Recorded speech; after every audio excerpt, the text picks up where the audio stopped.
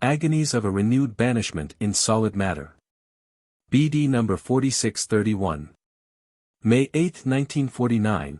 No words can describe to you the agonies which a renewed banishment in solid matter entails for the spirits, because this state is inconceivable for the human mind. The spiritual substance perceives itself as a being and yet is unable to use its will, although it is aware of it as evidence of its existence as a being.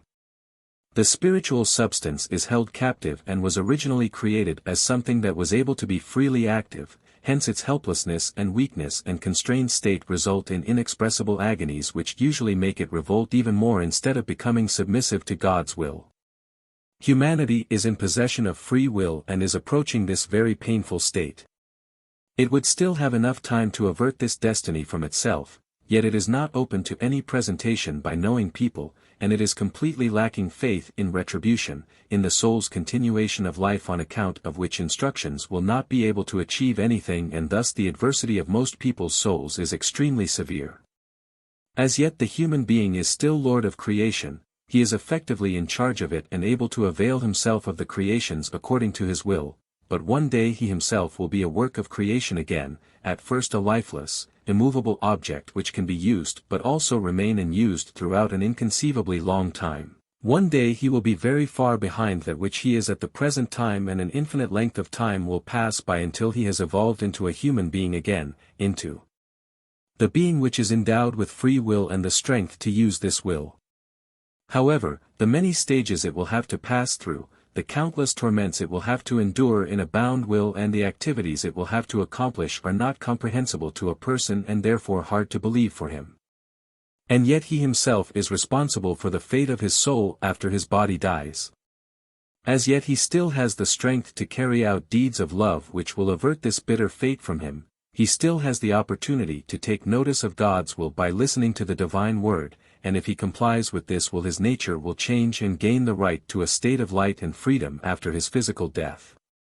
As yet he is still able to use his intellect, he can think about himself, his creator and his purpose of life, and, if it is his will, he will also be able to believe. God approaches every person with his grace and gives them a small incentive to move in the right direction, to choose the right path. If the person is not opposed to it, then he will let himself be pushed onto the right path and the true goal will be assured to him. Yet God also pays attention to opposition, that is, he does not force a person against his will, but the person also bears the responsibility for his soul, he himself prepares its fate which will be extremely painful, and to its inexpressible regret it will have to take the path of a renewed banishment. For God's grace may not be rejected, given that this also means a rejection of his love and thus a distancing of the soul instead of coming closer to him, which is the purpose and goal of earthly life. Only a few people will take the right path during the last days, and thus the adversity is gigantic and urgently requires corrective action. This is why God's servants on earth should mention the dreadful fate which will await the human soul if it does not change during the last days before the end.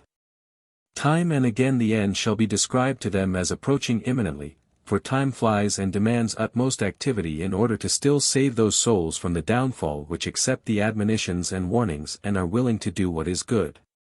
For the day will come unexpectedly and will throw countless people into ruin, into death, i.e., into the constrained state within matter from which they will only be able to release themselves after an infinitely long time. Be warned, you humans, for it concerns eternity, it concerns you yourselves, your souls, which are in acute danger and yet can still be saved if you are of good will. Amen.